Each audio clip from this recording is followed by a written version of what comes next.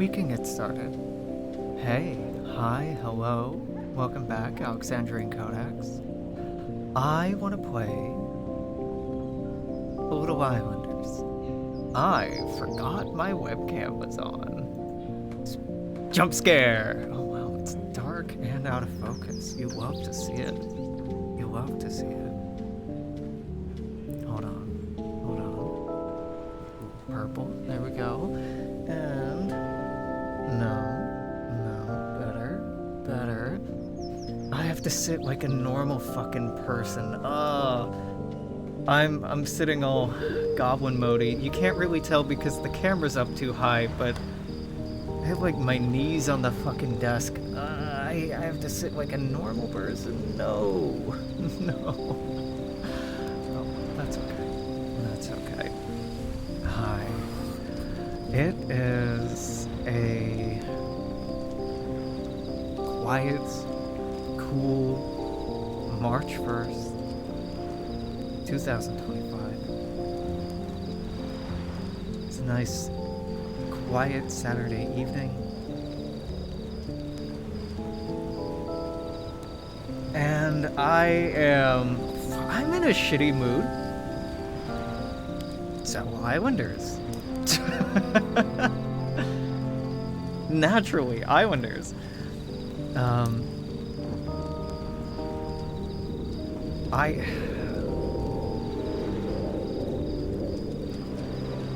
I woke up, I had a very productive day today, as far as some design work goes. I'm working on some projects. A map I've been working on for a few years.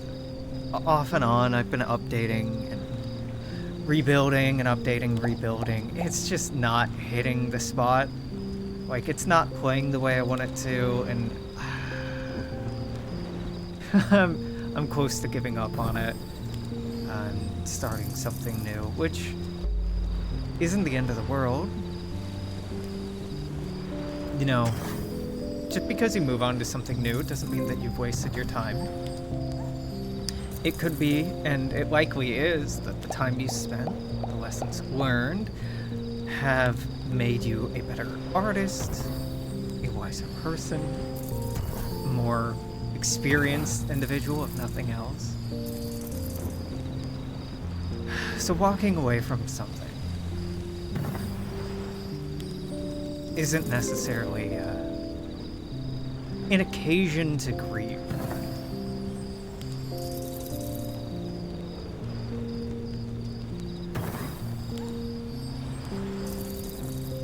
But on the other hand, it's frustrating to, work at something and tweak at it and poke away at it for years, and it just never turn out the way you want it to. Never quite click.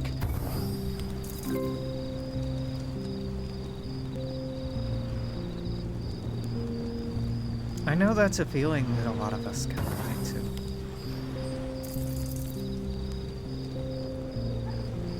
Whether it come from passion projects or professional projects even.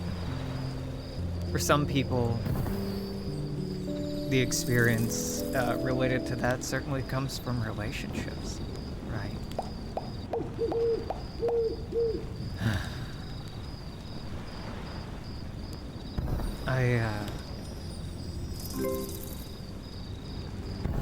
I've been thinking about relationships too. Oh, within 90 seconds? Huh. I'm not trying to go that fast, but okay, well, I don't recall seeing these pillars before. Maybe I'm just not observant. That's not true. Maybe I just haven't been observant. Or maybe I should have.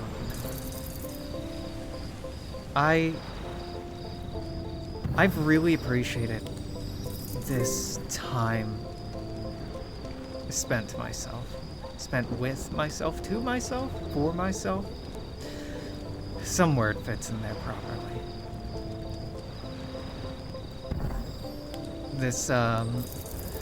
This downtime has been really, really nice for reflection and getting space away from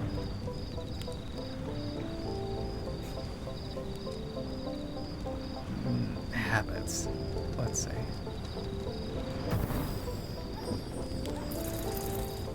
God, you can tell I'm trying to be optimistic by framing it that way.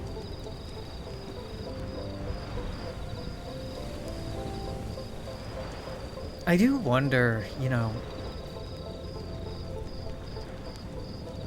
what it is that I ultimately want from my relationships. I made a silly little post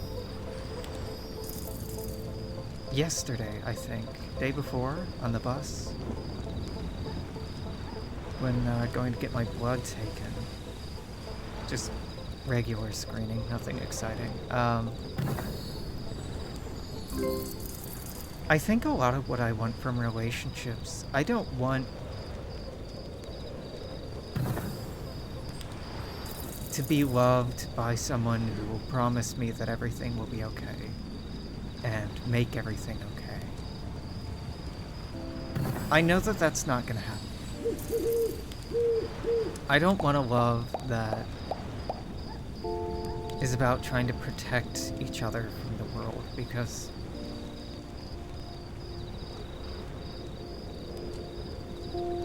that's a losing game. I know so many people are in their relationships, especially their romantic relationships, looking to replace the feeling of security that they got from being a child, from being parented. It's a very Freudian thing, and as much as I can't stand Freud, the kinks are consistent enough to warrant some consideration, right? And I don't know, I don't want to be calling anyone mommy or daddy. I don't want anyone calling me mommy or daddy. It just doesn't feel good to me. I don't want to be taken care of. What I want more than anything from my relationships is just camaraderie.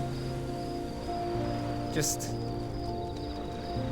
not to have somebody take care of me. Just to share in suffering, I guess. Just to, see shitty situations for what they are. Not try to hide the reality from one another, and just weather it together. I don't know.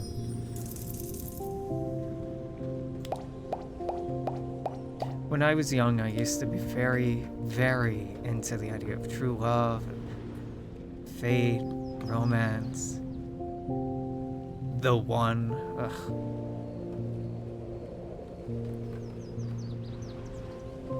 And as I've gotten older, as I've got more experience, I've definitely come to appreciate that no one is ever going to fill that niche. No one is ever going to be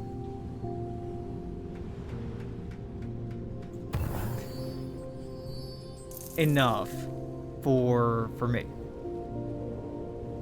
Because I'm not really interested in monogamy. I don't want to just live my life with one person and have kids and live together and see our friends sometimes and take the dog to a park and go take the kids to their games and, maybe have brunch on Sundays. We see family at holidays. I think it's really sweet, people who do like that stuff. People who do want that kind of domesticity. But I don't. I want passion and purpose. And I want to be around people who excite me about the world,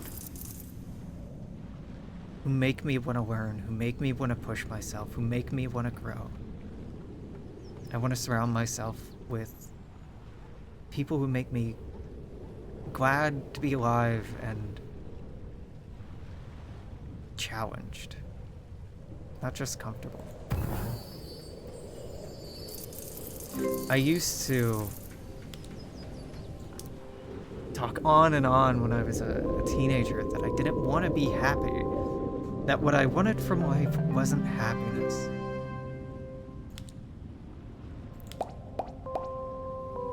I didn't want to be content. I wanted to be hungry. I wanted to be motivated and passionate. I wanted to want more. And I never wanted to lose that hunger, that ambition.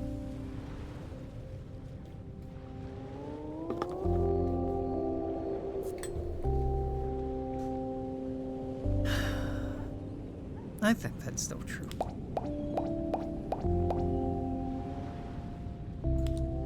Just, I'm not looking to rise and grind. I'm not trying to make money or get super fit. I want people who challenge me to be a better person, to learn more about the world, to question my assumptions and prejudices, to make me a better person. And I think, to be fair to people who focus a lot on the physicality, on physical fitness and health, that's a big aspect, and one that I think that I've definitely neglected. And a lot of people who imagine themselves as intellectuals often neglect it.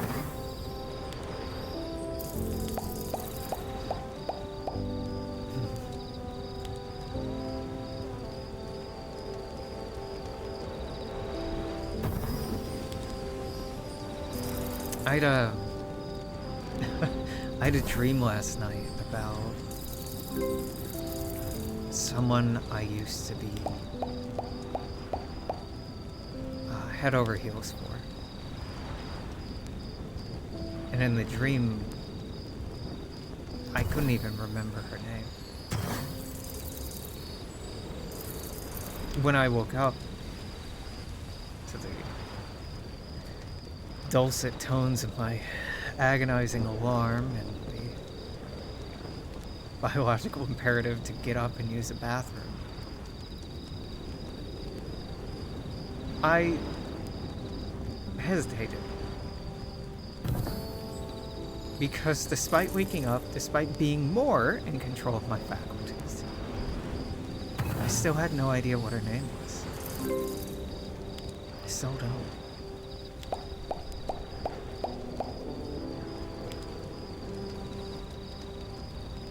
When we're young,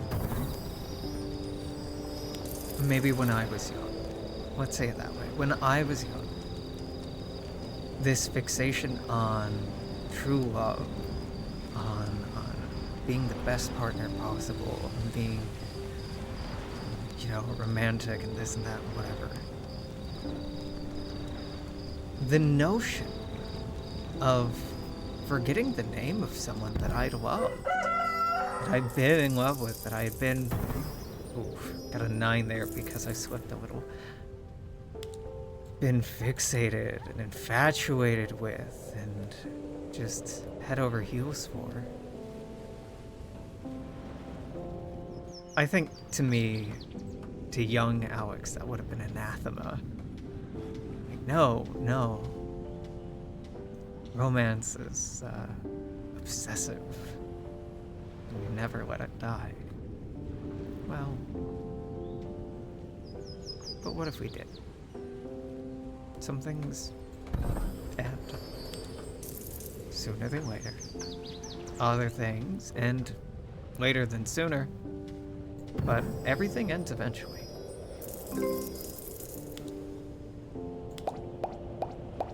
We all die alone, right? And That is a scary thing to contemplate, but it doesn't need to be. Just because you and I will die alone, and everyone that we know, or will ever know, or might ever know, will as well, doesn't mean that we can't find community, commonality, comfort in one another here and now, while we're here, while it lasts.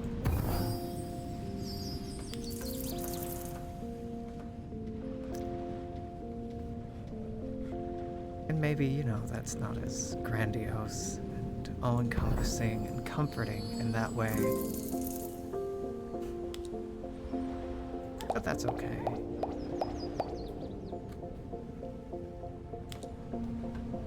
You know, I've moved past a lot of childish things. I've grown up, so to speak. And not always for the better, sometimes for the worse. I have quite the cynical streak.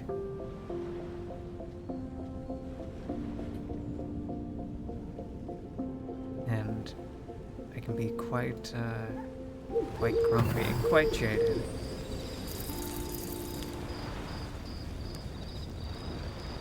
But I don't need an imagined future of perfection to motivate me to keep going, to motivate me to look forward, to be hopeful, to be excited.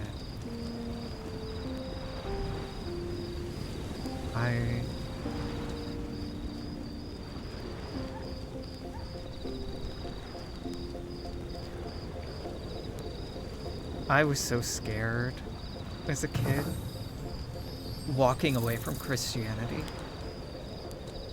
It felt like such a big gamble, because it had been hammered into me time and time again, from my Catholic upbringing, from my Protestant upbringing,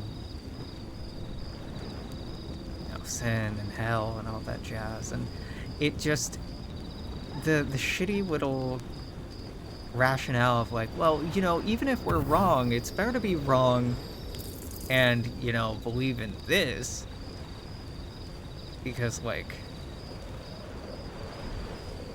if you're believing in nothing and something's true, you're really fucked.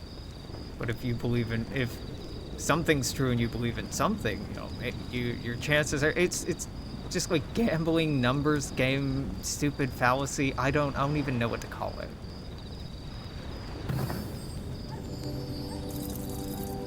It was so scary for me walking away from that and being like, no, I don't believe in this. I don't like it. I don't like what this suggests and stands for practically. I don't think this is a celebration of humanity and life and community. This is a condemnation used to shame and control and manipulate. And it's not what I want. There is beauty to be found in it, in certain expressions, in certain interpretations. Just like any other faith. Just like any other organization, really. But that fear of leaving something good because it offered security, it offered reassurance, it offered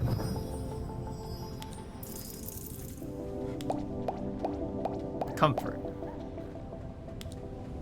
When what I wanted wasn't comfort.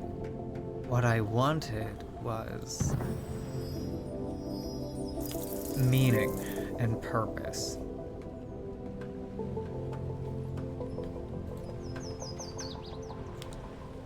And yeah, I was raised religious Christian at the time that purpose-driven life was starting to pop off here in the United States.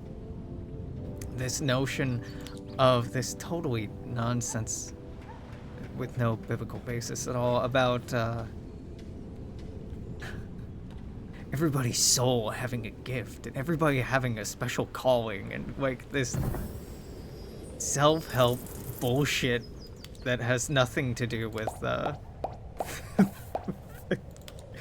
doctrine or the gospel or anything. Just, you know, the pop cultureification of Christianity. I say of it. That's always a component of religion, but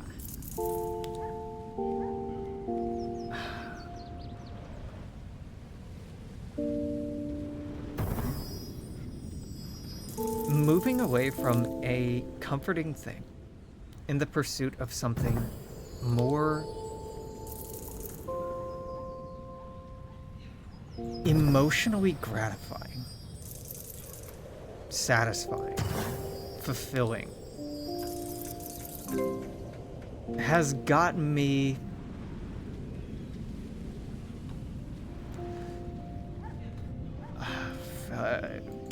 it's taking me to places I never would have planned and places I never would have expected.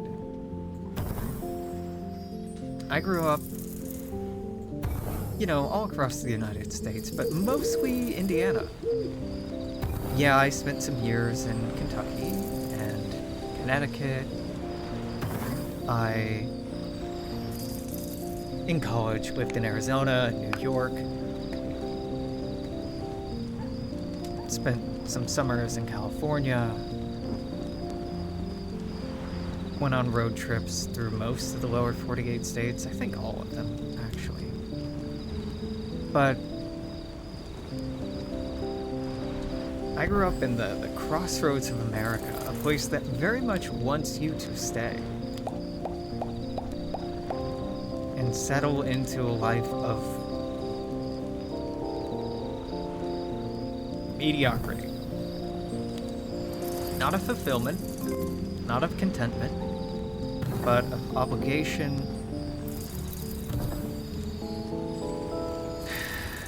And it's just... it's such a fucking hard place to leave. Yeah, I wouldn't call Indiana poor, but it's certainly not well off. Like, having the financial ability to step away is incredibly difficult. And I only managed it by being incredibly reckless. By taking big swings and big gambles that shouldn't have paid off and should not have treated me half as well as they ended up treating me.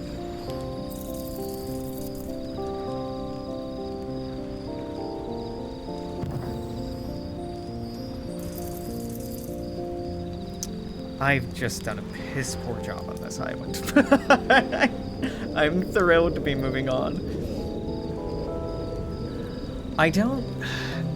You know, I've been trying to think about what it is that, if I were to get back into dating, what would I be looking for? I don't know. I honest to God do not know.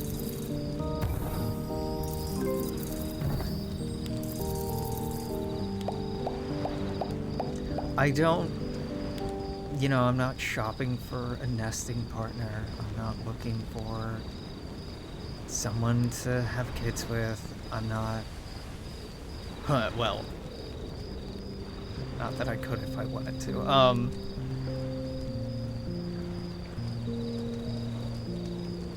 You know, if I were to get back into dating, I think what I'd want more than anything else is just to fall in love.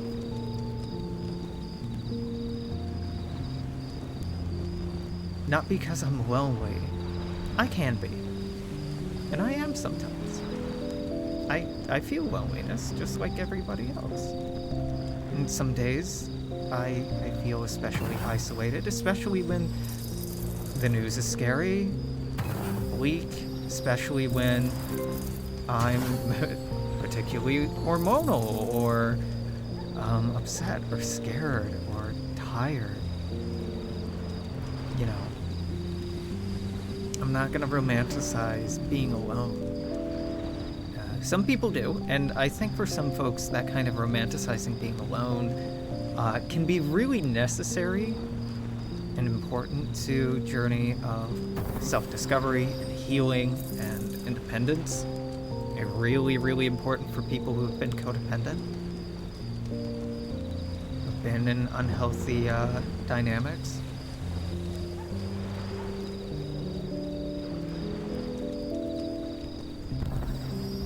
But this notion of like, oh, I just want to fall in love.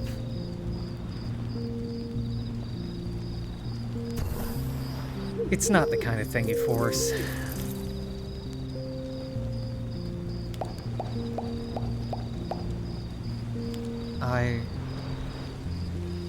I think I've met my best successes in that regard when I haven't been trying, when I haven't been looking, when I haven't even thought to be looking.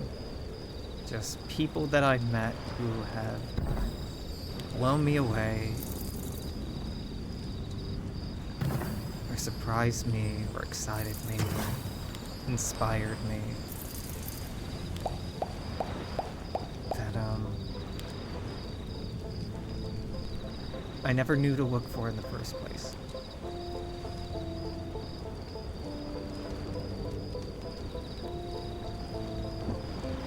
And at times where I have been actively looking, especially when I was younger, again, when there's a feeling of urgency and desperation and want and loneliness and yada yada yada, it reads. It reads, and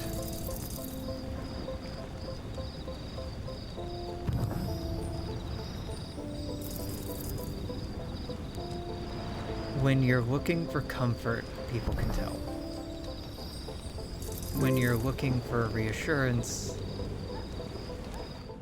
and that's your motive, it reads.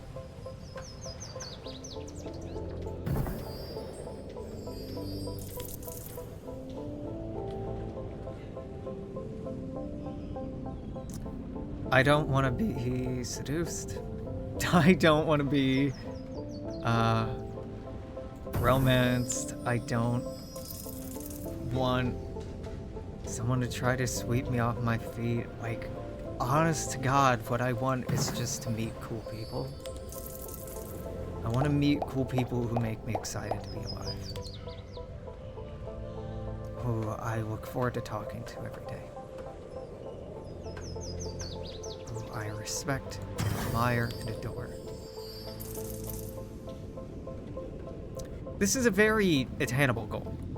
This is a very, very achievable thing. I have people, and have had people in my life who qualify, who meet those descriptions. But, you know, folks grow apart. And,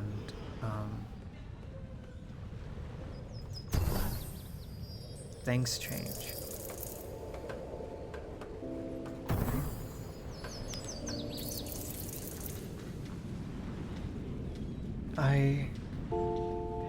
I wonder a lot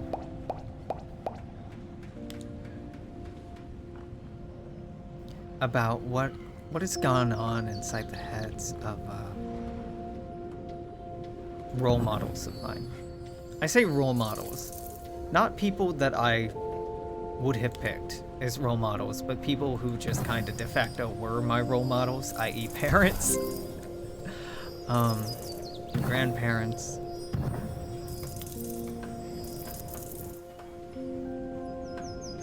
I've been doing quite a bit of existentialist reflection this last year, and especially in these recent months, on loss, on death, on, you know, people trying to find and create meaning for themselves and their lives, finding it in other people, finding it in family, finding it in community, finding it in labor, or whatever else. And, you know, reflecting on this is kind of a sad reality, but the sad reality that, like, some people that I love and I respect and I admire and I adore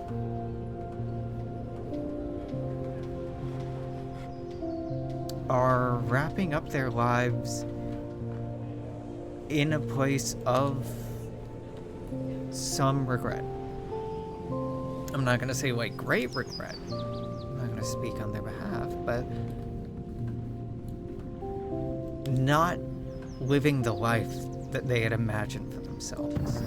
Not having the community that they had believed that they would have. Not living in the world that they expected. And you know, for folks, especially young folks, that's something that resonates, right? Like, going out into the world and finding that it didn't meet with your preconceived notions, with your preconceptions, that you're tired and scared and disappointed and exhausted and depressed by the gravity of reality. This land of opportunity, of dreams, of whatever, isn't what you have been brought up to believe it is. That not everything is actually possible. You know, the welcome to the real world, motherfucker kind of thing. Like, the hollow reality of the American dream. But it is a thing entirely different. And I think altogether more sad to see it happen to someone else. Especially someone older than you. Someone who worked hard in pursuit of a goal, of a passion, of a dream, that really believed, you know, build it and they will come, and reality didn't adhere to their expectations. Now, I'm not saying it should have. I'm not saying that everyone should have the perfect life that they want just because they want it, just because it would make them happy, just because, you know, whatever else. We all live in a shared reality of supply, demand, resource extraction, refinement, production, reproduction. We're not gonna live perfectly blissful lives. We're not all going to achieve our dreams, and in fact, very few of us do.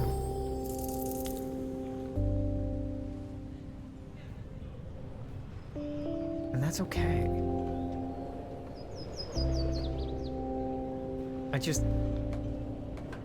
I wish that I lived in a society that didn't pressure people so hard to pursue dreams, to pursue fantasy, to pursue, you know, these high virtues and excellences and extremes. To be the best at this, to have the most that, to be the first to whatever, be the most whatever.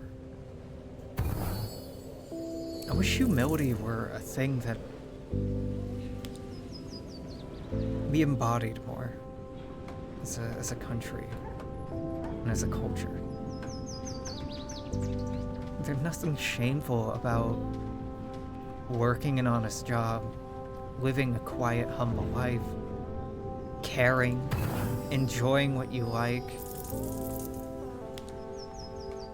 And when you pass on, leaving nothing but maybe some warm memories and the people who knew you the best, but no legacy. You know, we talk about that idea, like not having a legacy, like it's the worst thing, that, oh, you'll die and you'll be forgotten. It'll be as if you were never here in the first place. And what? Who gives a shit? Who gives a fuck? Maybe you will. In the end, we all will.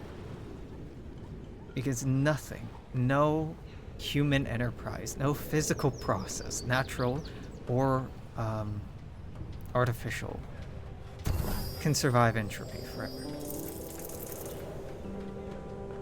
And even if we were all encoded in the memory banks of a supercomputer processing at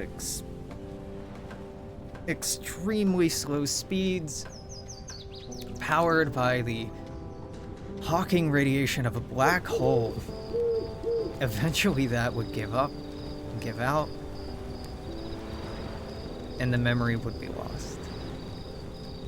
No memorial's gonna last forever. And there's this, I think, pursuit of heaven, maybe, is one way to put it. This idea of immortality. This idea of pursuing the happily ever after, right? Whether that be in the arms of a love, of a lover, of a family, of loved ones, of a deity. It's a comfort. It's a comfort, this pursuit of perfection, of virtue, of legacy. And I don't want that. I don't want to live a life in pursuit of ideals like that. I want to live a life in pursuit of ideals like people deserve food and shelter and to be cared for, that the least we can do in this hell of a life is alleviate one another's suffering as best as we can and find joy as genuinely as we can, to reduce harm wherever possible, increase pleasure wherever possible, pursue truth, and support one another in our pursuits.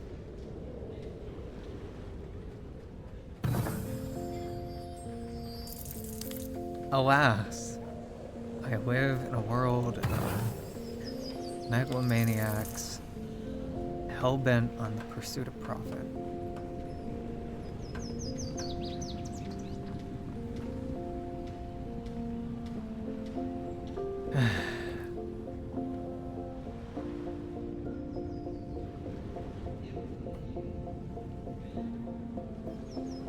And the end of that world cannot come soon enough. Not for me personally, I mean economically, I mean the status quo.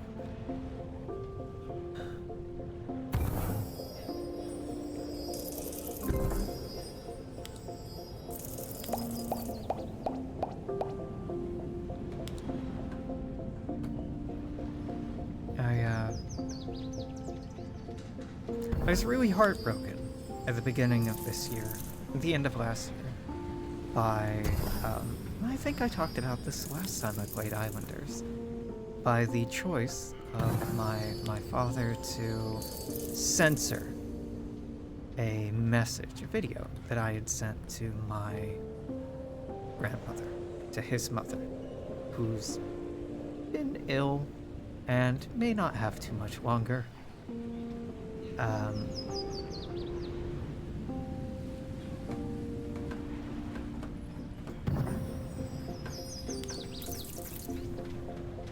I really hope that when I find myself ailing, teetering on the brink, that people don't treat me differently, that they don't put on the kitty gloves and hide bad news from me and just try to make sure I'm comfortable. I want people to just treat me like they did when I was alive, even if that means indifferently.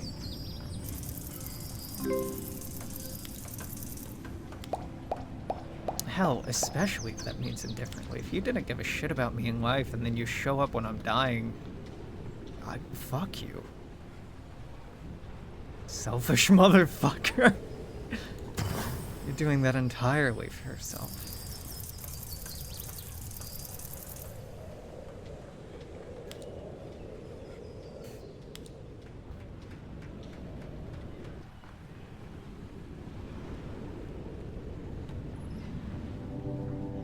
I think the want of inspiration, the want to be inspired, the want to be enthralled, to fall in love. It's an interesting urge, right? Because how you go about pursuing that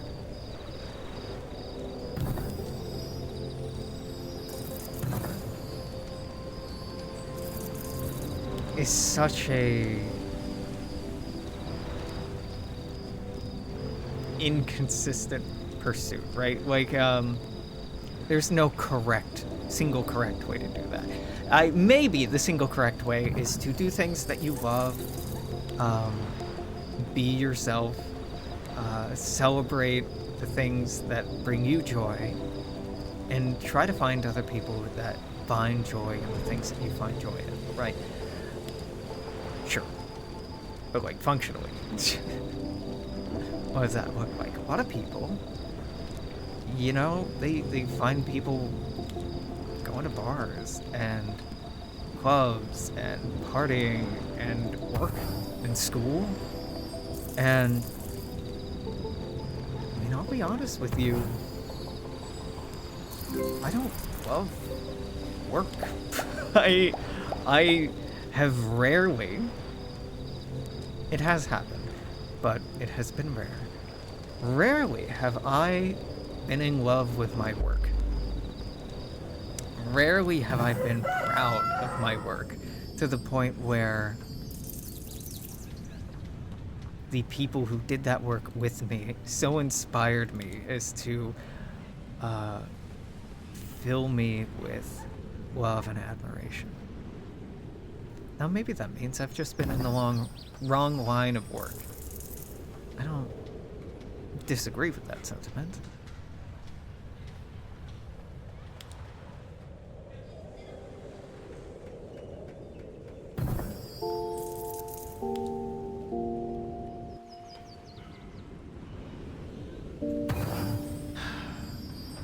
I don't know. Like, I care, right? I obviously care.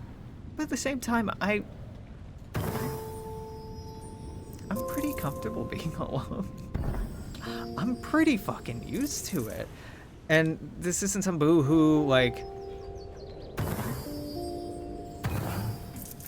I'm raised in the dark, yada yada, like, I've been at this forever kind of chest, thumping bullshit. No, just like, I like me, and I spend time alone, and I've always been kind of I wouldn't say I'm a loner, just a self-reliant person.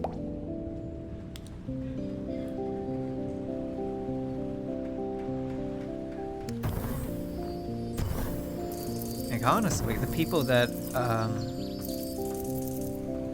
I'm most longing for community with are, you know, activists, which really I'm the only obstacle to I should have put a platform over here. I should have thought about the fucking market. I was on autopilot. Oh, I don't think I'm gonna be able to squeeze this island out. I think I'm kind of cooked here. I'm the only obstacle to that pursuit, to that joy, right? Getting off my ass and actually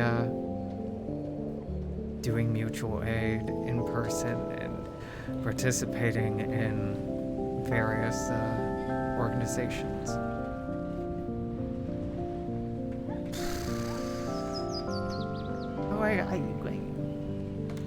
I don't want to go to fucking protests anymore. I don't want to go and sign petitions anymore. I don't want to talk about voting. I don't want to talk about elections. I don't want to pretend like this petty electoral bullshit works or will work, that this is where we should be hedging our bets. I'm really tired of finding community with democratic socialists and just being like, well, this is the closest I can find to the people who resonate with me. I guess I'll settle for this. It's just so fucking disappointing. Always.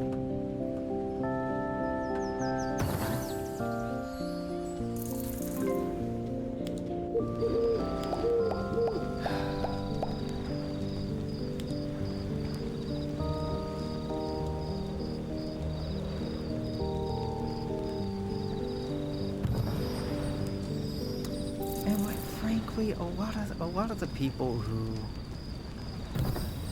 are attracted to things I'm attracted to suck. Like, even in spaces where, this is such a shitty thing to say, but I do feel it to be true. Like, just would be the case talking about nerdy spaces, like Paradox spaces, right? Just Paradox interactive spaces. The community's a mixed bag, right? That's also true of any other identity, any other subculture, any other culture or group. Like, it's always a fucking mixed bag, and like, I feel like I just have the worst fucking ability to attract people that I'm not attracted to. And I really hate rejecting people. And I so often find myself in a position where I need to reject people. And chicken out.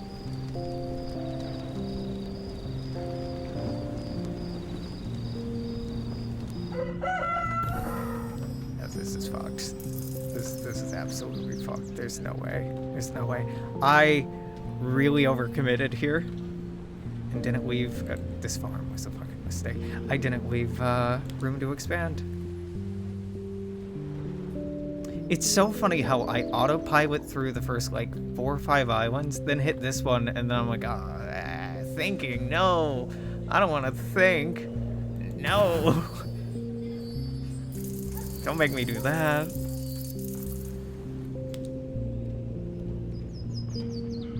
Look, I totally appreciate the hypocrisy being like, hey, you know, I am appreciating my loneliness, and I'm aware of and being mindful of and just kind of sitting with my feelings of isolation, and saying loneliness again feels repetitive, but you know, loneliness or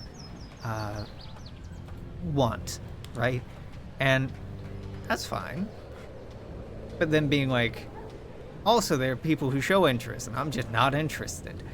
Feels like begging chooser stuff, and, you know, to be fair, it kind of is. It kind of is. I am a begging chooser, but I'm not really begging, I'm just choosing, and then complaining about the results of what I've chosen. I'm not unself-aware. I'm hyper-self-aware. Ugh. I've gotten so many fucking city centers this game. I don't want them. I don't want them. There's nowhere useful. There's nowhere to put this that it's actually worth a damn.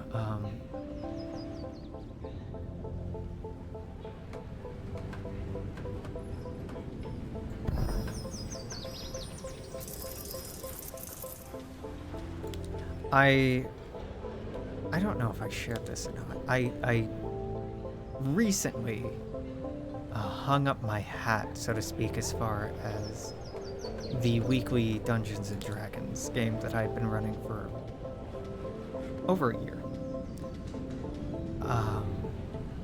For a lot of reasons. And I feel kind of bad about it. But it wasn't what I was wanting it to be. Some of the players were truly excellent, and some of them were excellent when they showed up and checked in and, you know, paid attention, but didn't do that consistently enough. And there was just a lot of scheduling bullshit involved, which is the case oftentimes.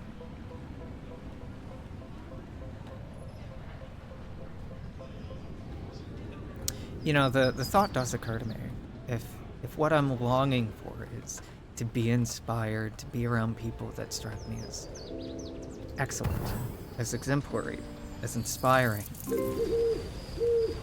why aren't you that person? You know, that like attracts like, so to speak. That birds of a feather flock together. You know, you're getting the aphorisms, expressions. That maybe the company of people that are attracted to me, the type of people that are attracted to my company, are not to say what I deserve, but maybe what I deserve. And maybe I just think too fucking highly of myself. And I'm not that great, and I'm not that smart, and I'm not that pretty, and I'm not that clever, and I'm not that charismatic, and I'm not that inspiring. That maybe I suck. I'm smiling because I don't believe that, and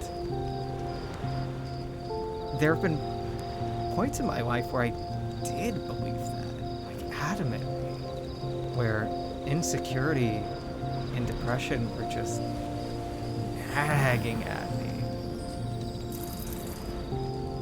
This whole nonsense of feeling like there was some virtue involved with being lonely or not being lonely. There isn't. There isn't. If you are lonely, if you are sad, if you are lacking for community, if you are unlucky in love, that is not in any way a personal reflection of you. Negatively. It could be, but it also could be positive. Really depends on specifics and context. In my case, I think it's a reflection of personal growth that I've needed to do when I was younger. It's a reflection of changing values as I've gotten older with people who were close, changing geography as I've gotten older. It's a reality of people just spending time differently, slipping away. Not through malice, not through anything exciting, just come on. I know you fit in there. I know you'll fit. So fucking fit. Come on. Alright, fine. That's good enough.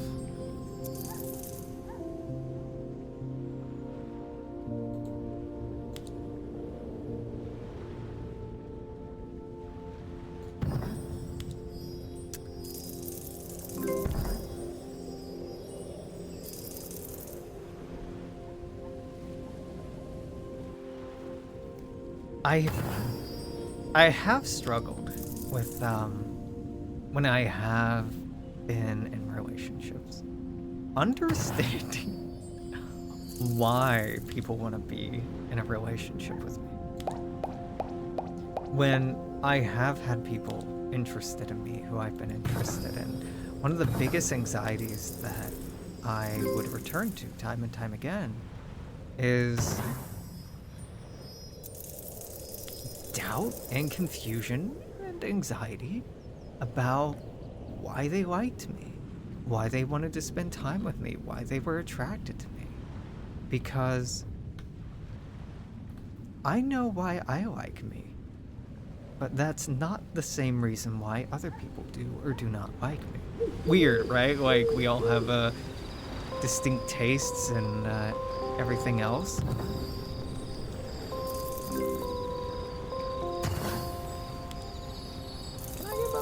No. Maybe? No. maybe, no, maybe, no, maybe, no. And even when I've had it explained to me, patiently, repeatedly, emphatically, exhaustively, poetically, romantically, angrily, whatever the format may be, it so rarely sticks. And it so rarely sticks for a combination of reasons. The first reason is, you know, just your garden variety insecurity, anxiety. That people are just telling me things that I want to hear. They're just being nice to me because it's easier to avoid conflict. It's easier to tell a nice white lie than get into an unpleasant truth or whatever else. That maybe they're manipulating me. Maybe they want something from me. Maybe that they're saying that they love me or they admire me or respect me, but really what they're saying is, really what they're feeling is that they want something. That thing could be sex, it could be just the way that I make people feel seen and valued and loved and important. It could be the security and comfort, like I was talking earlier about being in a relationship at all, and kind of irrespective of me. It could just be more about the relationship and the role, more than the person in that role. I am not curious and not anxious about that in a way that is judgmental. I'm curious and anxious and questioning and fixated on that in a way that's earnest and honest. And like, we all have that shit. We all have that baggage. Sometimes I'm in a relationship because I just don't want to be alone. Sometimes I'm in a relationship because I'm really hormonal and I'm really horny and they're hot and I like how we fuck. Sometimes I'm in a relationship because they inspire me and they make the world a bigger, brighter place and they make me want to learn more and be better and be the best version of myself, and they help me aspire. Some people, I like how they comfort me. Right, it varies. But I tend to be a self-aware enough person and a reflective enough person that I can tell you why I like you or why I don't like you. If I've had more than a 30-minute conversation with you, I could tell you why I do or do not like you, what I do or do not like about you, what I do or do not want from my relationship with you, whether it be a platonic, romantic, or professional relationship. I can tell you that. Will I tell you that? Depends on what the stakes are. Honestly, it depends on what the stakes are, but I do aspire to transparency and honesty. It's something that I greatly value, so it's something that I'd like to do.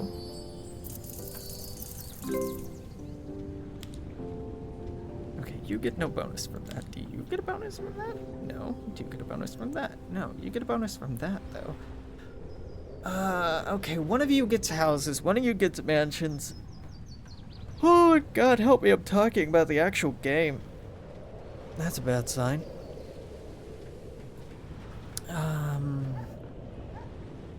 You're closer to the brewery, which means if I get the tavern, that would be get a bonus over here, so this should be houses. Does that check out? It may or may not, but I'm doing it anyway. And you get mansions? Sure.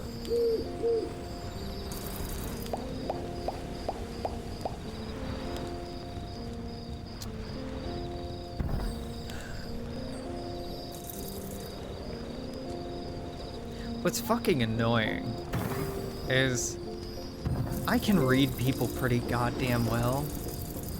I can read situations pretty goddamn well. So like I tend to have a pretty good read on why people do or do not like me, what people do or do not like about me, even if they haven't said it.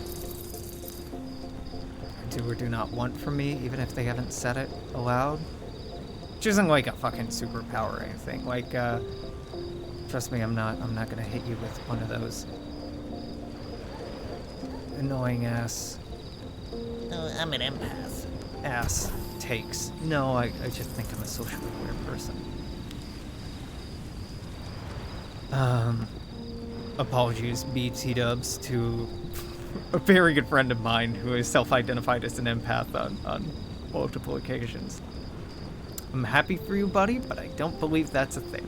I don't believe that that's real. I think that's just...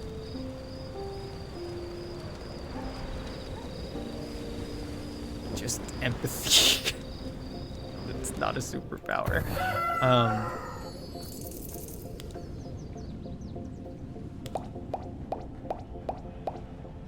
In one of my... I should say in my last committed relationship, I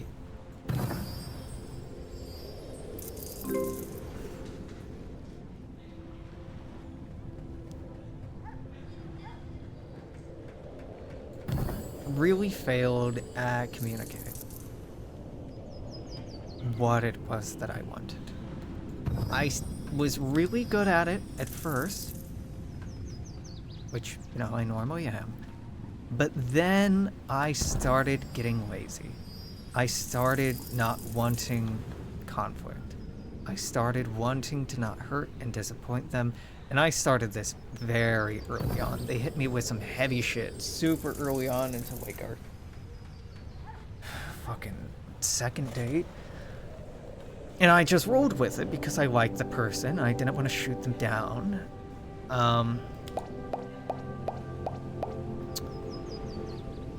And I shouldn't have done that. I should have shot them down. I should have had the uncomfortable conversation instead of making them comfortable. But they were sweet, and they were cute, and they were nice, and I liked how they smiled. I liked how they laughed.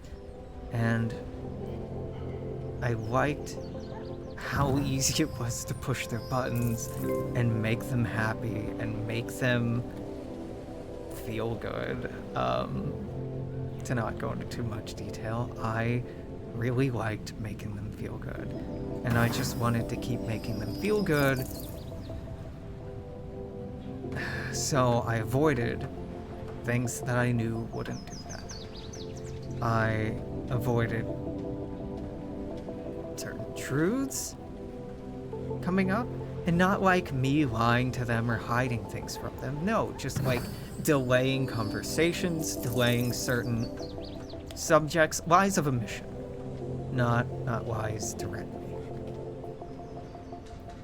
Lies of omission, like talking about moving in together, and me kind of going along with the idea, but being like really uncomfortable and really skeptical about the idea, and trying to like gently backpedal, and them just steaming on board, and me trying to gently backpedal, and them just not picking up on that. I fawned way too much in that relationship.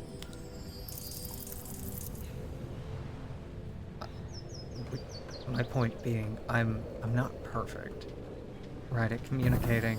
I'm good at it. I'm good at being honest. I'm good at being able to tell you exactly what it is I want from you, what it is I like or dislike about you. But I just like everybody else, I can be hesitant. I can be dishonest. I can be... hell, I can be manipulative. One of my most fucked up memories from my first committed relationship after moving to Seattle was tearfully explaining to my partner that in the past I had been an abusive partner, and that I have a really, really high capacity to be manipulative. When I say abusive, I mean like emotionally manipulative. Getting people to do what I want without directly asking. Being manipulative, not sadistically manipulative, but manipulative. And her fucking reaction was to say, I wish you would do that to me. And my God, I have never been so rapidly turned off by a person. Me going like, hey, this is something that took me a long time to unlearn, and it's still something that I struggle with, and like, it's something that I got a lot of like feelings of false security about when I was younger, like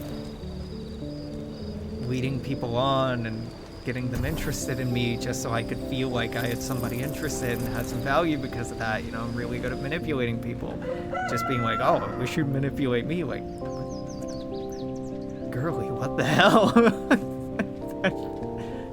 That's entirely not okay to say.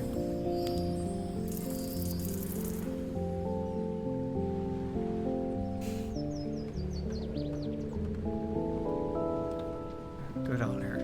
Good on her, though.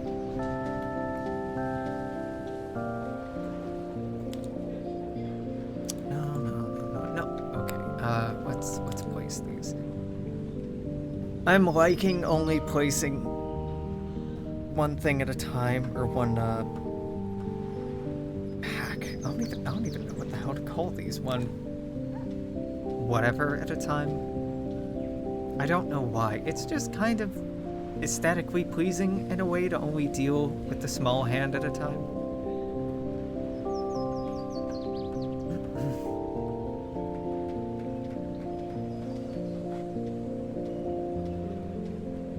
I got really sad tonight,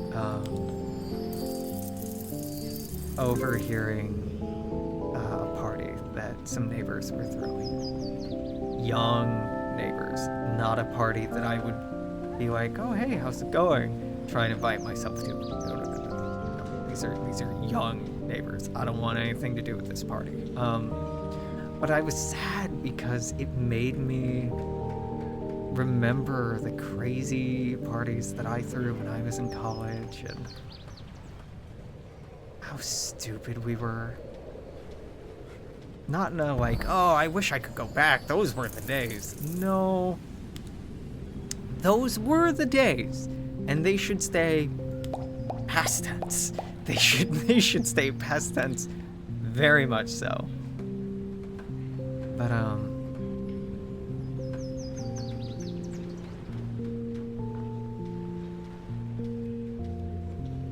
there was one particular song,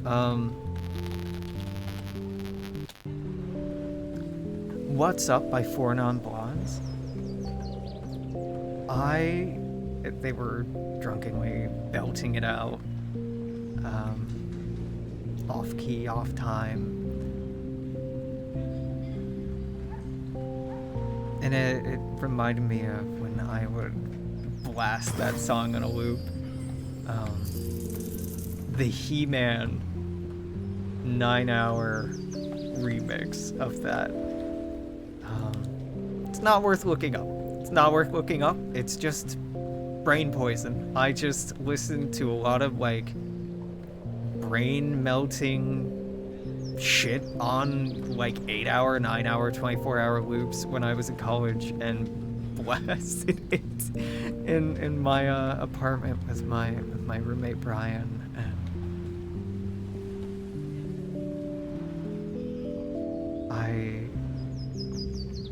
I'm really glad that we had that time.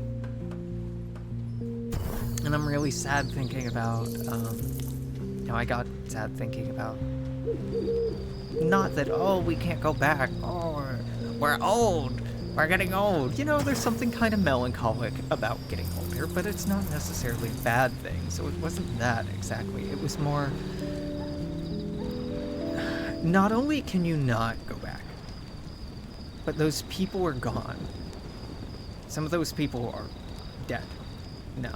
Some of those people are off of this mortal coil.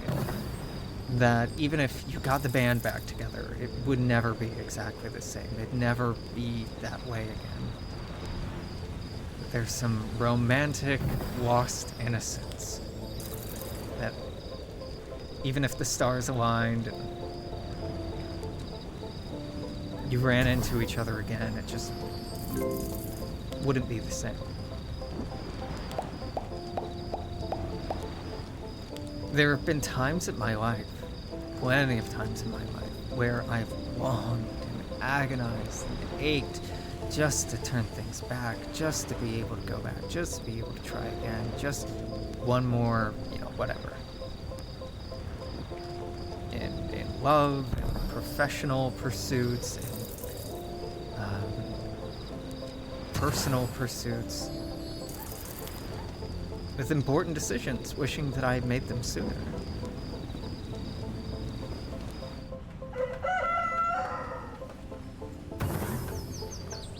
I wasn't, tonight really wanting to go back. I was just sad that it was gone.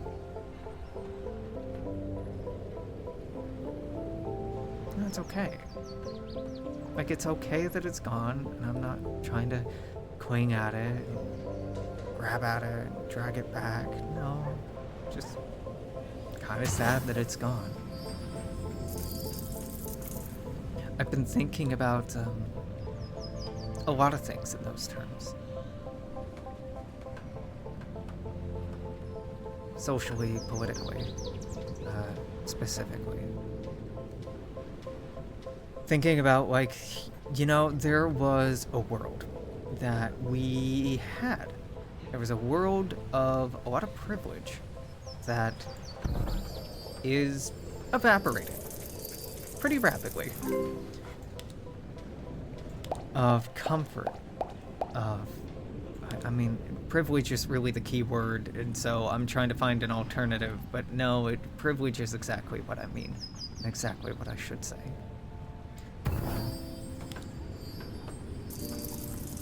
And there's a reactionary impulse, a fascist impulse, to bring back the good old days, to fight the dying of the light, to engage in revanchism and talk about how we'll make this or that or whatever good again or great again or whole again. In the same way that the parties of my youth can never be had again. Those drunken nights of youthful ignorance and splendor, of stupid decisions and foolhardy regrets, of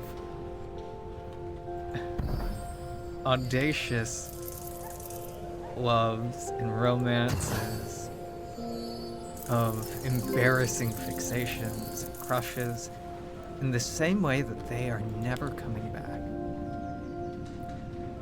and shouldn't come back. That the healthy thing is to look forward, to imagine new possibilities, to be ready for the next thing. In the same respect, that's how I'm trying to cope with the rapid deterioration of my own country. And it's the way I've been trying to cope for about 5 years now. In 2020, I was actively protesting. I was trying to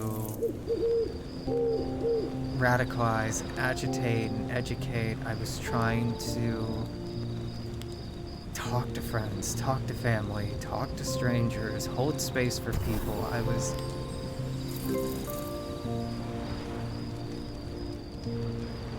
trying.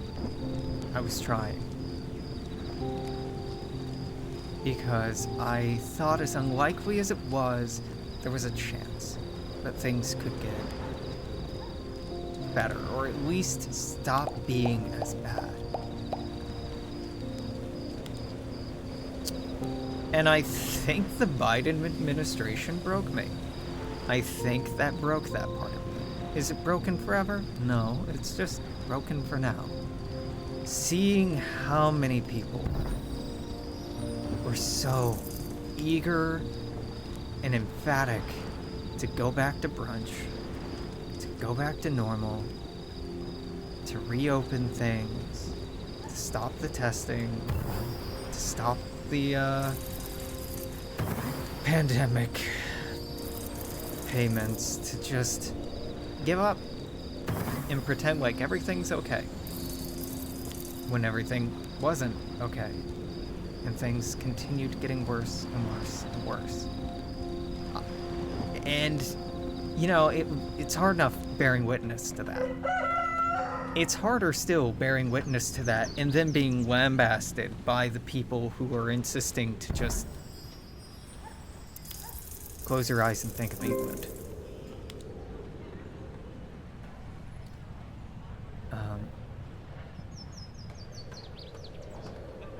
The liberals in the United States have really driven me from wanting to have anything to do with them. Form coalition with them, act in common cause with them, fucking vote for them. I did not vote for Joe Biden in 2020. I did not vote for Joe Biden, for Kamala in 2024. Oh, Alex, you're the third party voter. You're the reason why she lost, yada yada. That's not how that works. Third party isn't the reason she lost. Even if she had won every single third party vote, including the libertarian vote, she wouldn't have won. It was across the board campaign failure on her account to get the vote out, to appeal to the interests of voters. That's her own fucking fault. That's the DNC's fault. That is not my fault. I voted for... I think I did some fucking protest vote for some socialist candidate. She still won Washington, so even if that's what you get boo-hooey about, fuck right off.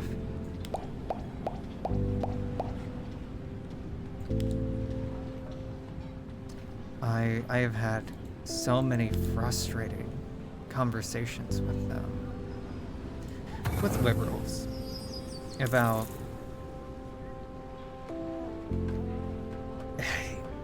I have had more sympathy and more respect for conservatives, I think, my entire adult life than I have for liberals, and even as a teenager, because even as fucking terrible as these policies and positions and platforms that conservatives, reactionaries, and fascists have, they have positions, they have platforms, they have beliefs. Even when they're unpopular beliefs, they have beliefs, they have convictions, they have things that they adhere to and proselytize about and will fight for. And the Democrats just fucking don't. They just don't. They don't honestly believe in anything. They appeal to whatever sentiments they think will get them to vote. They are just the most fair weather friend, practical ass party. They suck. They suck so much. And it's so fucking tiring working with them as a progressive, I'm a communist, but as a progressive, as a leftist, it's so agonizing.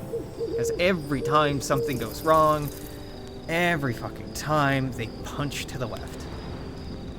They punch to the left and they move right. They blame the progressives, they blame the leftists, they blame the DEI, they blame the the woke, they blame the youth, they blame the minority vote, they blame the queer vote, they blame any fucking one but themselves. They will not take responsibility for their shortcomings or own up to anything. And this isn't new. Like, this has been the party platform since they tried to... Well, since they ousted Bernie and ran Clinton. Ran Hillary. It's been the same damn sentiment.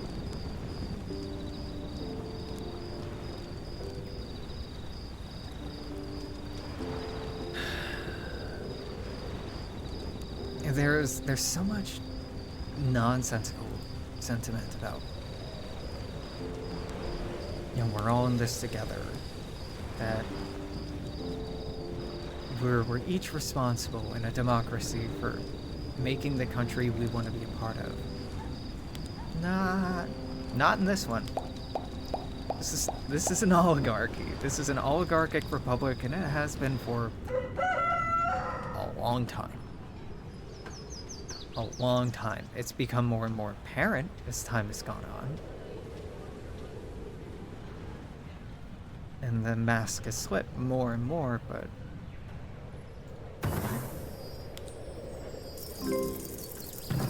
I'm sure in the style of Plato's Republic, it's really nice to imagine that, you know, if everybody just were virtuous and worked together and did their part, everybody were a good citizen, participated in the civic system, that we'd be great. That the problem is that you're not participating. Having participated, I can tell you emphatically, that is not the case. The problem is that even someone with as much social privilege like me is intentionally excluded at every fucking turn. And I'm white. I have so much privilege at first glance. You know, I can present mask. And it's just fucking sickening. The insistence that people have that the game isn't rigged, that this is a fair game, that things can change, that we just gotta vote harder, that, you know, the midterms will be better, that yada yada yada. It's the same fucking Peanuts ass football trick that they've been running for as long as I've been alive.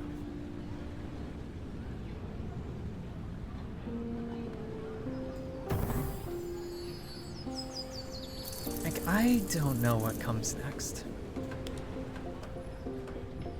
I have fears, I have anxieties, I have worries about what comes next. Like, my best case scenario for the next 4 years is a repetition of what we saw between 2016 and 2020. Failure after failure after failure, short-sighted, short-tempered, ADHD-ass attempts by a narcissist to soothe his ego. An open door of sycophants who either appeal to that ego or seen the hell out. That's the optimistic view. The pessimistic view is because this time around people have organized around Trump, who have much clearer, more specific, fascistic ambitions that they'll use appealing to his ego in order to push those things through. And even the slim fucking chance of a better world that I saw growing up, the slim fucking chance for a better world that people protested for in Occupy Wall Street and the Black Lives Matter movement, which was, I cannot stress this enough, the largest organized protest in the history of the United States. And the Democrats, the supposedly progressive wing, just put on fucking kente cloth and didn't do a fucking thing. In response to, God, if anything, they've just argued about funding the police harder.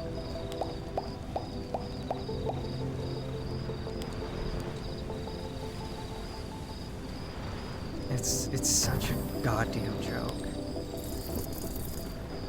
They hold up the 1960s and the civil rights movement, be like, oh, this is how you do it.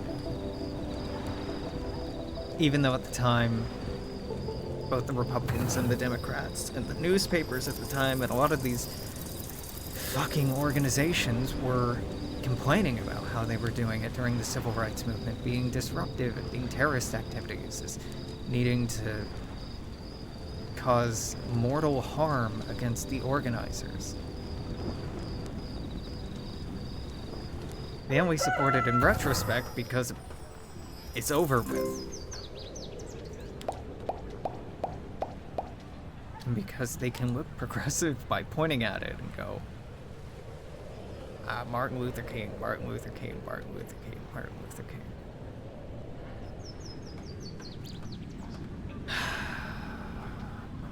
So, I don't know, man. Yeah, I'm rambling. Shit's bleak. Like, it's really hard to want to go out and date when you're trans, and the world is increasingly openly transphobic and bigoted. Like, the first fucking thing was going after non-binary people. Yeah, dog. That puts me in a great headspace to go out and pursue new careers, new relationships, and makes me really want to reach out to the world.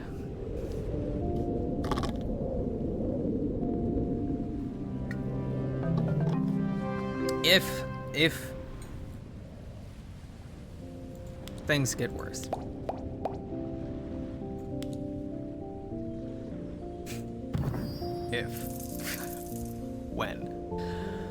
When things get worse,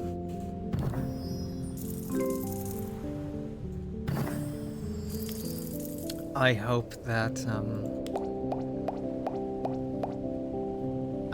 people will have learned from COVID. Will have learned from the periods of economic hardship we've had in the 21st century. Will learn from the increasing popularity of notions like about things like mutual aid, about community resources, about, I guess capital A activism, where people are active in their communities trying to care for one another in a decentralized, borderline anarchic model.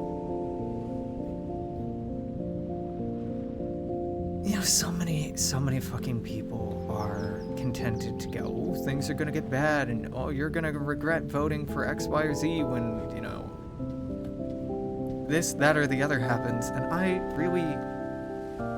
it is really detestable to celebrate preemptively the suffering of other people just because they voted a way that you don't agree with. And I'm saying this as a fucking trans person.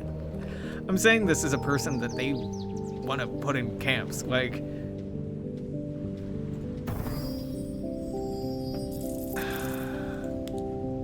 haha, the boat sinking and you're gonna die with us is not a fucking own. That, no. No?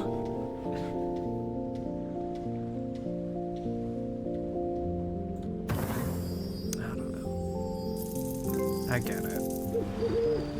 I get the Schadenfreude, right? I get the appeal of looking at people who you are upset with, and resent, and blame, and disagree with, and have ideological conflict with, and go, aha, fuck you. Bad people, you also suffer. The less comfortable reality is a lot of these bad people are just stupid. You're just ignorant. just been lied to. They've just been fed a lot of propaganda. And are operating... Yeah, no one's evil, right? No one wakes up every day going like, I'm going to do a world crime. I'm going to harm humanity today. No, people wake up and they're like, I'm going to pursue what I see as good. Now, sometimes people's worldviews are fucking twisted or really self-centered, and what their idea of good is very harmful. But on the whole, most people are good actors. Most people are trying to do good for themselves and for their community and for their loved ones and for the people around them.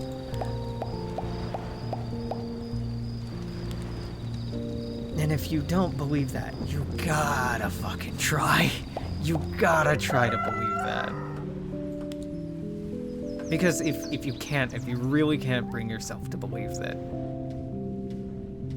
we are here on this godforsaken earth for one another, with one another, what are we fucking doing? What are we fucking doing? This isn't a battle royale. But like shit, if you think it's a battle royale, why are you not acting like it is? Some people think it's a battle royale and they are happily participating in capitalism. Fucking psychos.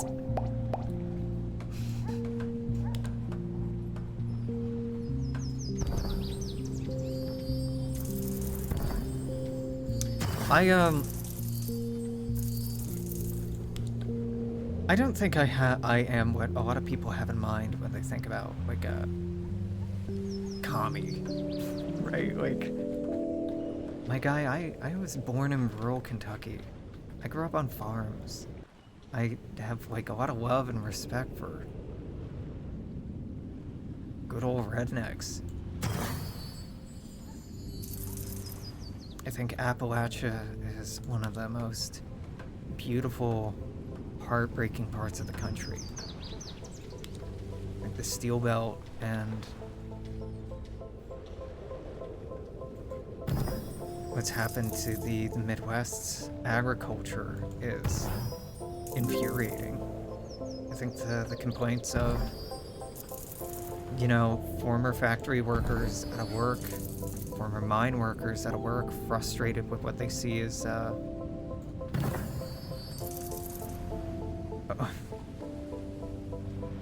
government failing them is completely valid.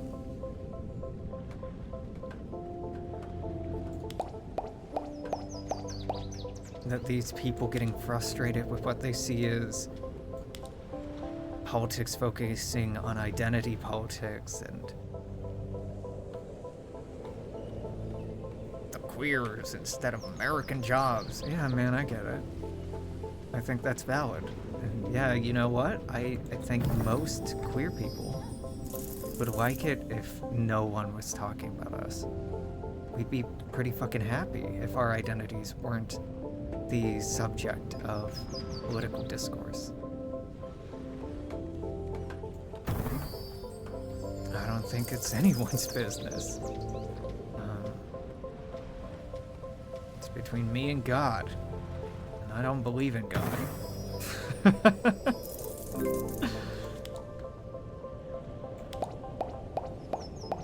But if you have a candidate who is telling you that they'll make things better, and you have a candidate that's telling you that the other guy is deplorable, and not even saying that they'll make things better, like, yeah, I can see why people would vote for the candidate that was saying that they'd make things better. Will he? No. But at least Trump actually gave people stimulus funds. Did he come up with the idea? No. But he stamped his name on it and took credit for it. And materially, the Trump administration helped out a lot more Americans during the COVID crisis than Biden did.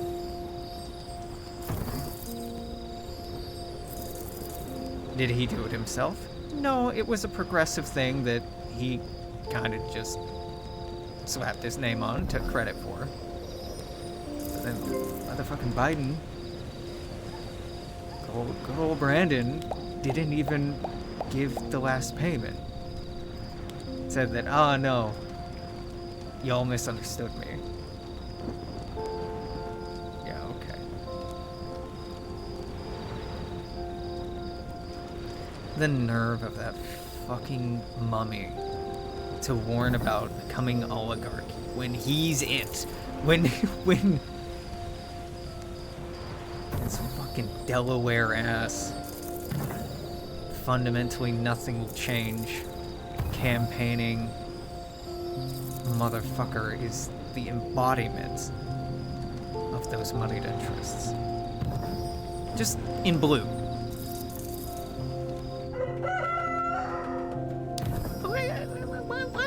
Why the fuck did Biden even end up in power when... I know. My guy was a goddamn segregationist. And he got pinned to Obama to make Obama more palatable to white men. And then because he had the Obama legacy, and because Clinton failed to girl boss her way to the top, they stuck old Joe in there. It's a sure thing because cynically they thought he appealed to African Americans. And like, how fucked is it that the Democrats and the media talk about races as if they're voting blocks, as if everyone of a certain race have the same interests? There are certain interests that align, but like, not all of them. And perpetuating that narrative that there's a Latino vote, that there's a black vote, that there's an Asian vote, that there's, you know, whatever else, feeds into this narrative that this white erasure narrative feeds into this worldview that there are like classes, but they aren't economic classes, that they're racial classes. It's such a stupid fucking thing to repeat.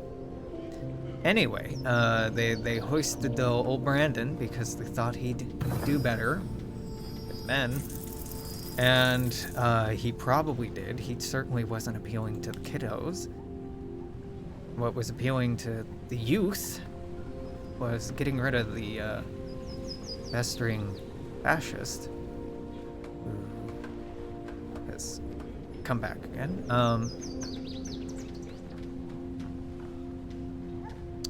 And then it just, like, sabotaging Bernie the second time was just adding insult to injury.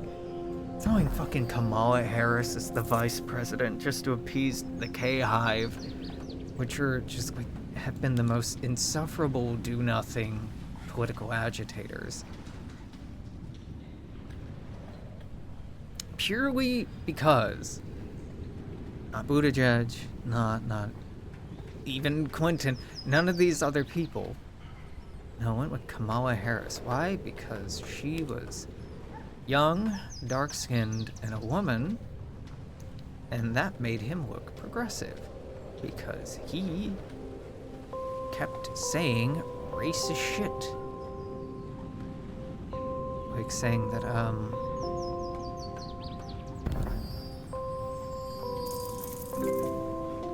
God, there were like 4 particularly absurd things that Biden said during the primaries that were just like horrendously racist. Him talking about rich kids and black kids was one of them, implying that all black kids are poor.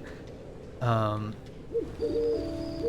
might be misremembering that. That might have been worse in context too. But just like the most toothless goddamn garbage to be like, give him a black lady to run with. That'll fix his image.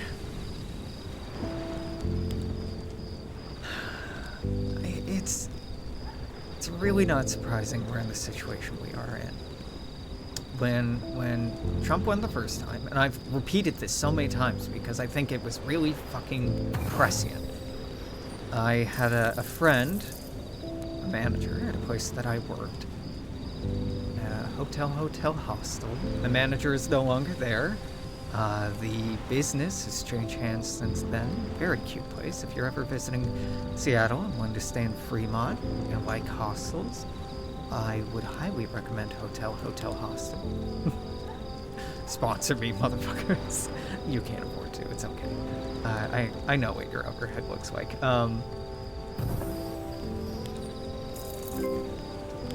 He said that Trump is, if Trump wins, it's what this country deserves. And it is.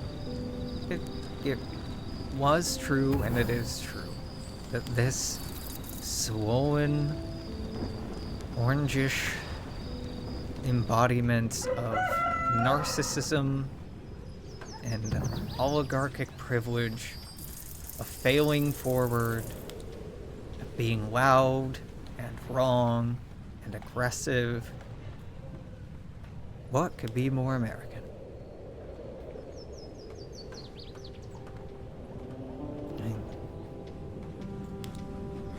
Him recently, by executive order, I mean recently isn't today, by executive order, decreeing that English is the formal American language.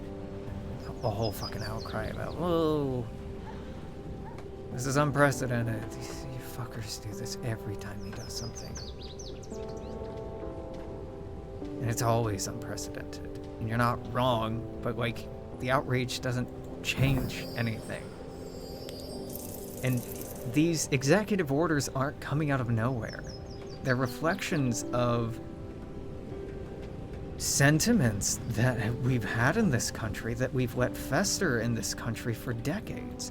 For people, for political views, for positions that we've allowed to coexist, that we've given oxygen, that have been allowed news, space on the news, that have been treated as normal.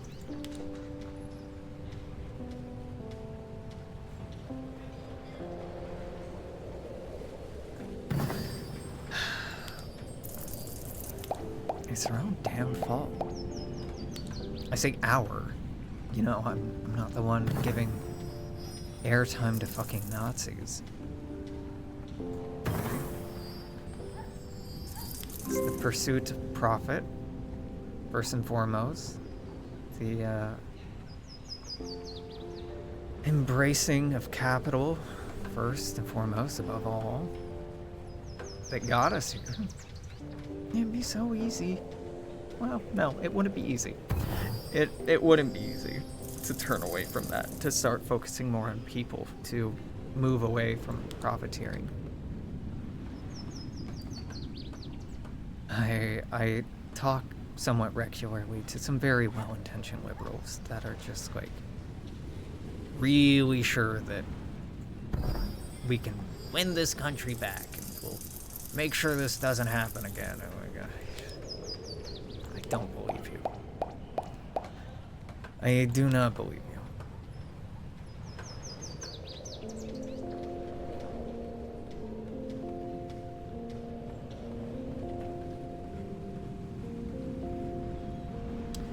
Look, I'm not trying to nihilistically suggest that nothing matters and anything we try isn't gonna work. No, I'm just like, I'm fucking tired.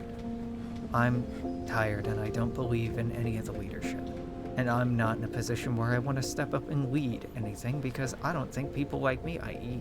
white masculine presenting people, should be the ones leading it.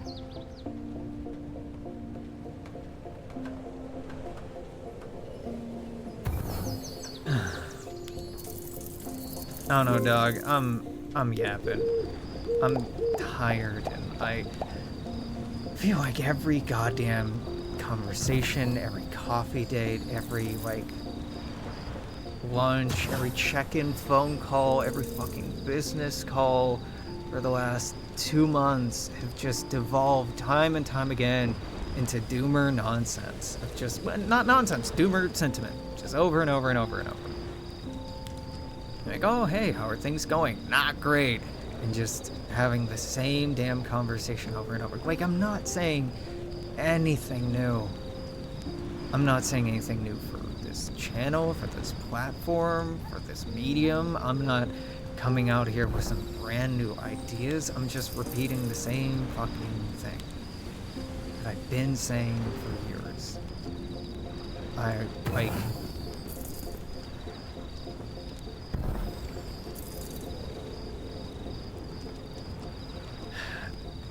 fucked up in doing this again. I'm putting these side by side. I should have put them in 2 different places. Now I have a sunk cost fallacy that it's too late to turn around. And it's been like almost 2 hours, and I should have stopped at like an hour. But where's it? I don't know, man. I don't know.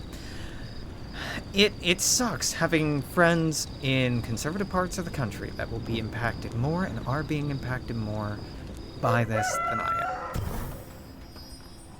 I enjoy an exceeding amount of privilege being able to live in a pseudo-progressive state like Washington, and hope that we will be able to keep our shit in line, that we'll be able to take care of ourselves, we'll be able to protect ourselves. That's such a stupid, selfish thing to hope for. I want to be hoping that we can help other people, that we can make the world better for everyone.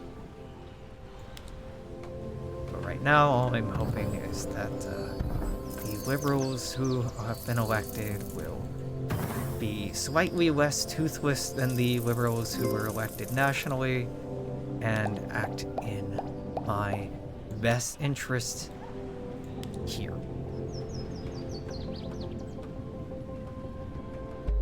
If you are at all aware of local politics here in Seattle, you might know why I'm so cynical about that.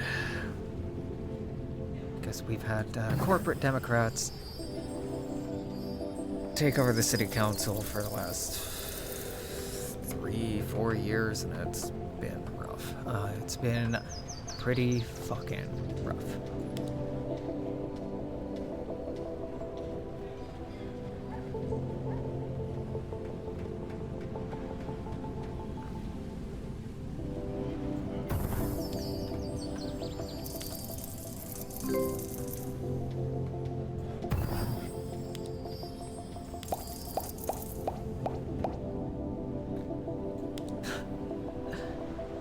I don't know, like, I've been working on things that have been fun and have passed the time, and I've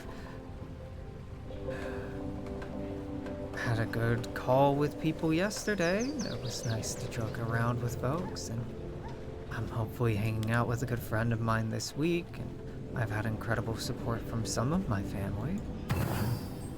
I am really fortunate and lucky and cared for in a lot of ways. I'm also really sad about people who've been distant, people who I haven't heard from, people who... a person who I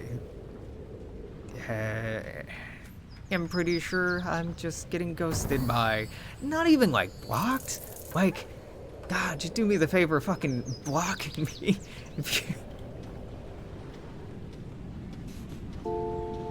like, life is survivable right now. It's not great, but it's survivable. And I'm keenly aware of what a fortunate position I'm in for it to be survivable.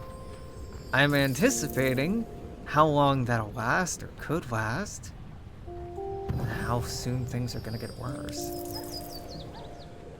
And I, the analytical, thoughtful person that I am, have been trying to pick and connive and tease and poke and explore every fucking avenue that I can to try to figure out what industries will be harmed least by the impending collapse, what sectors might be best to invest in or try to sequester in, or like what countries might be better insulated. And with China's your fucking answer.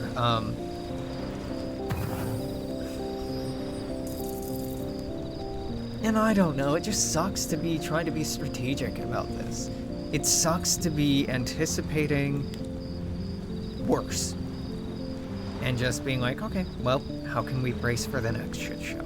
How can we brace for the next bad thing? I'm really good in a crisis. I'm so fucking good in a crisis. But I'm tired of being in a crisis.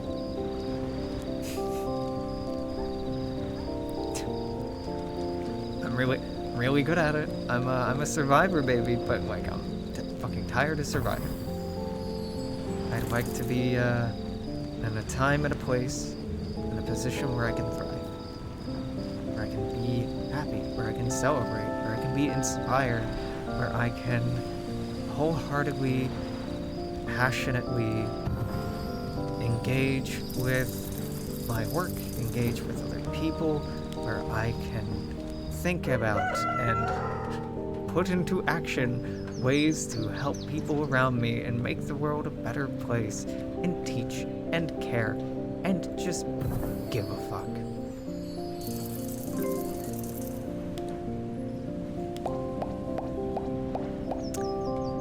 Instead, I wake up every day to new bad news, to new fears, and pending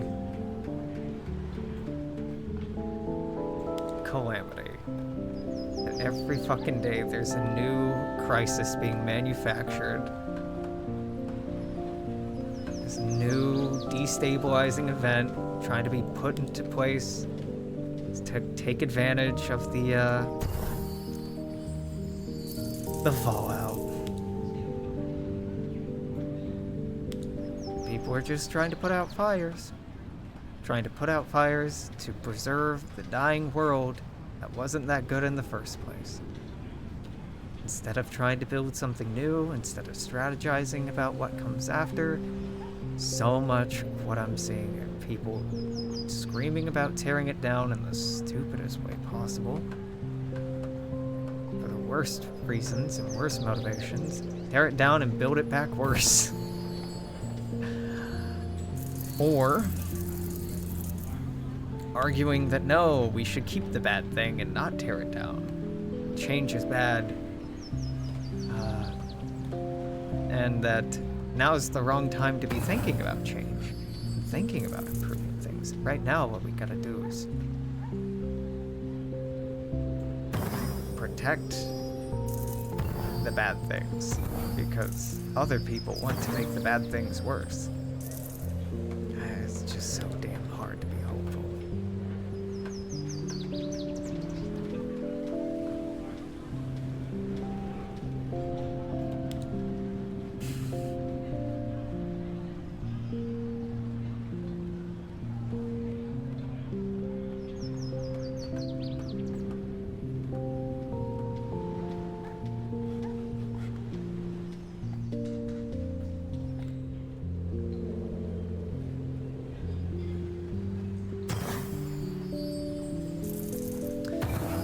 I think a lot about the psychology of people in the past.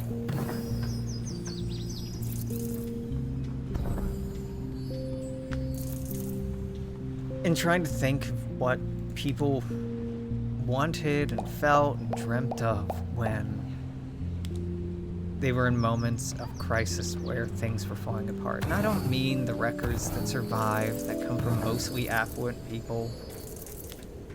But I mean, like, you're a literate Roman slave. Or you're a literate Babylonian farmer.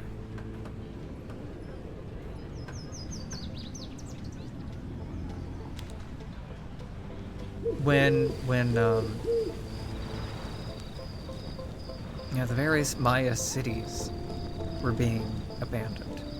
And many of them over the course of generations, when they were being left and abandoned, people were moving away, when things were falling apart in the North American Southwest, when the indigenous communities there had started to stifle and fall apart due to climate change and become increasingly decentralized and adopt less metropolitan's the wrong word, less city-like structures, stopped living in larger communities and started living in smaller and smaller communities.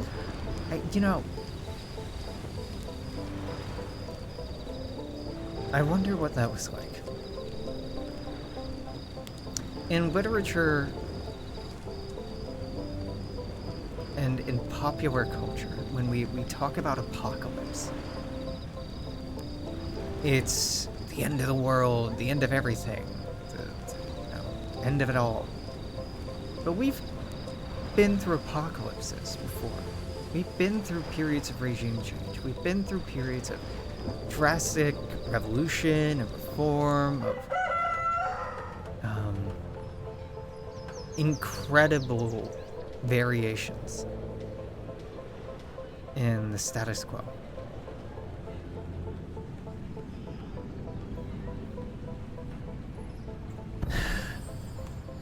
And just because things are changing, just because things are scary, just because change seems inevitable, or collapse seems inevitable, or the old world ain't coming back. Doesn't matter how much you want it, doesn't matter how much you don't want it, it ain't coming back. That aside,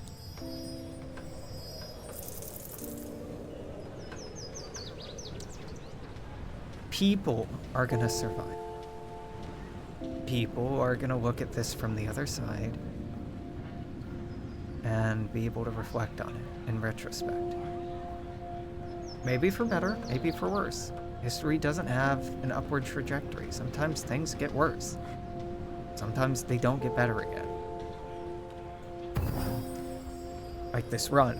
This run's about to end and not get better again because, poor civic planning.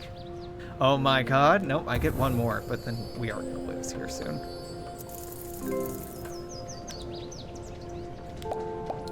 Just because something ends doesn't mean that we need to panic. Doesn't mean that we need to, brace for fucking extinction. But it's going to be uncomfortable, it's going to be scary, it's gonna be hard, and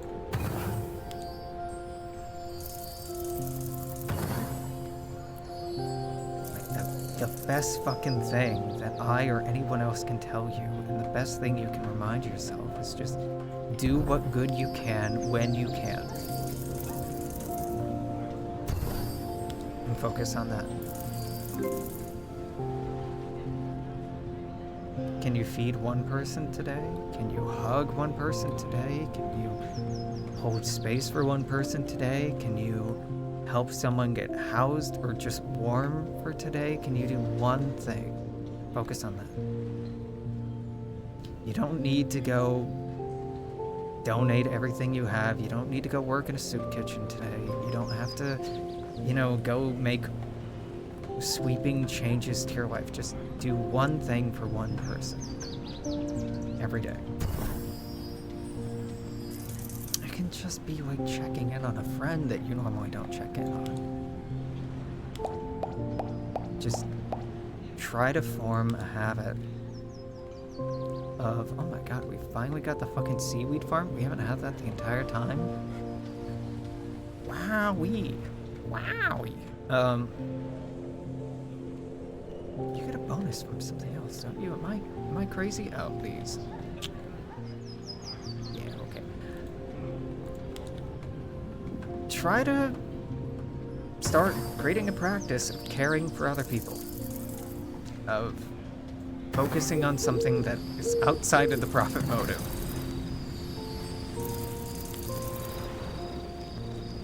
You don't need to, and you are not capable of starting the revolution overnight by yourself. You are not going to be the #1 communism builder. You can help someone today. You could love someone today. You could make something today. Are you gonna save the world? No. Are you single-handedly gonna change the political landscape? No. Are you going to stop the horrors? No. You don't have to. The thing that I wrote yesterday, that I started all this bullshit talking about, was some pretty bad poetry.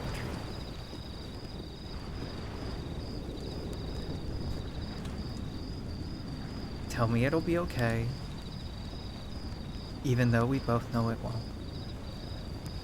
Squeeze my hand a little tighter, like that 1 ounce of friction will shield me. Dream with me, hope with me, especially when it's hopeless. We all die alone, but it doesn't need to feel like it. A lot of folks are being presented with scary conditions. Scary conditions for some people, are very fortunate, the first time in their lives. I think COVID was the first time a lot of us got introduced to it in a non-abstract way. Not me, but some of us. Some of us grew up poor. Some of us are acquainted with the horrors. And it's pretty natural when exposed to dire conditions that are new to panic. To fixate on this one true love, the afterlife, this promised utopia, this American dream. Look, you thought I was jumping all over the place? It's all been on topic this whole fucking time. It's easy to focus on yesteryear, and the parties we used to have, and the friends we used to have, and the things we used to have, and the country we used to have, and the opportunities we used to have, and how cheap X, Y, and Z used to be, and how whatever felt possible. It's so easy to get trapped in nostalgic longing for what we don't have anymore, and grief. It's very okay to feel grief.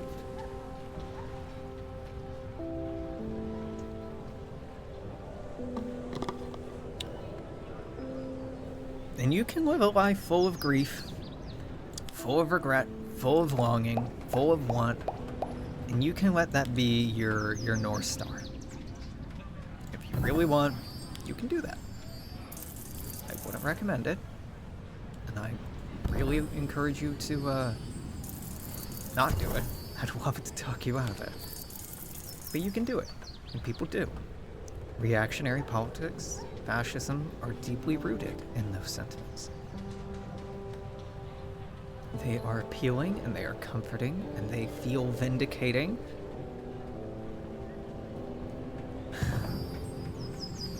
Sometimes you just gotta let go of what you've lost, of what has changed, of what isn't coming back, and try to focus instead on what you have, what you can do, and what comes next.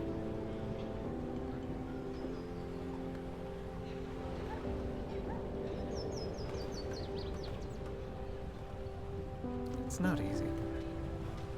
It's not easy. I'm having a hard time with it. I'm having a hard time with it because there are people I don't want to let go of. There are feelings I don't want to let go of. There are dreams I don't want to let go of.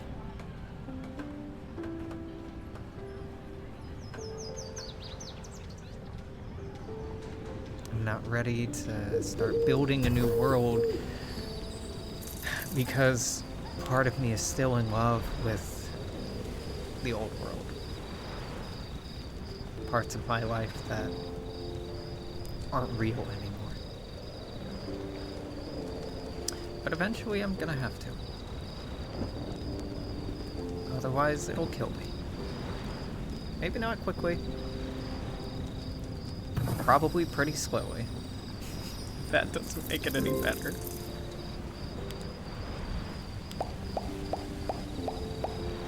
God damn, we really are just refusing to die in this run. I think this hand will finally be it, where I can't pull us back from the brink anymore. If we had gotten cliff plateaus, we'd be back in business, but I don't think that's happening here. I don't think that's happening here. I could be wrong. I could be wrong. There could be some combo I'm not seeing that'll absolutely send us, but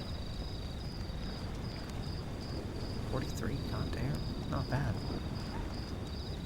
I have a meeting tomorrow that I'm genuinely looking forward to. I've actually been anxious about it all day, and I've been trying to do some prep work for it that led me down a rabbit hole of finding some other work and kind of lambasting myself for not recognizing some problems earlier that no one else has even noticed.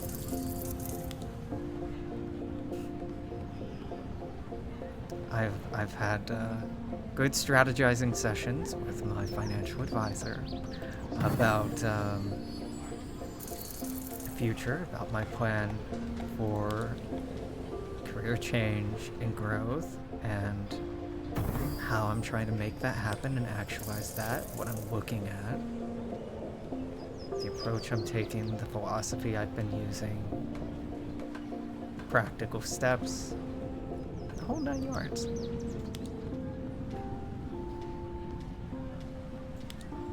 And I should be hopeful about that, but I'm me. I'm not. I'm pessimistic. I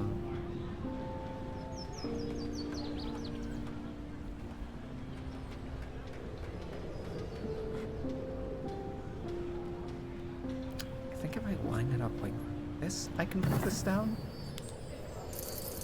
Oh, correct.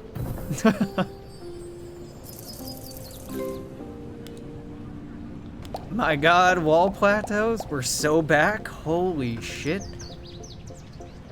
My god. This won't save us, but it could. Cope.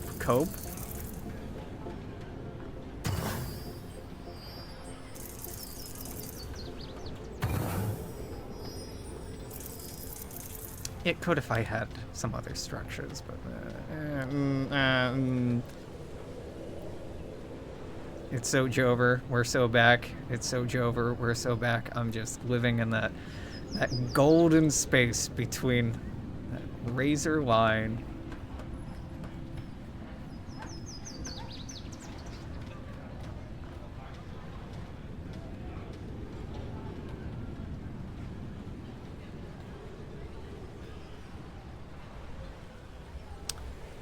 Okay, 35.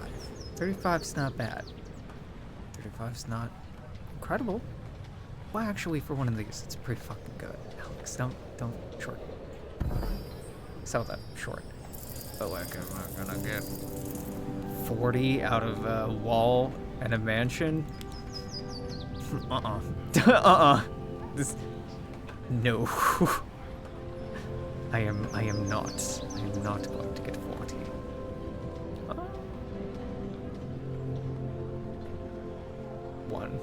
15. Alright, good, yeah. Bad numbers.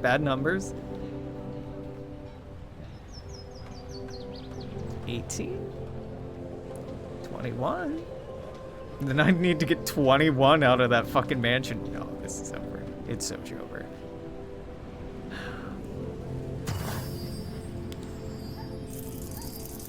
Yeah, we are. Absolutely cooked. That's okay. That's okay. Made it over 2 hours. I can really put this anywhere I want, because it doesn't matter.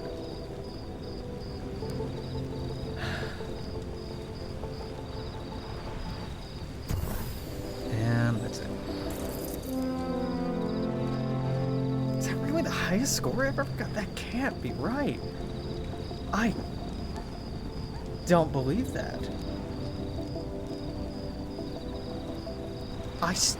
I felt like I was doing terribly there. it's not. Yeah, I don't know. I'm holding in there, right? Like obviously I'm salty and I'm sad and I'm tired and I'm worn the fuck out and I want so badly just to like hold someone I love, sit on the beach, smoke a little weed, have a drink, and just like not think about anything.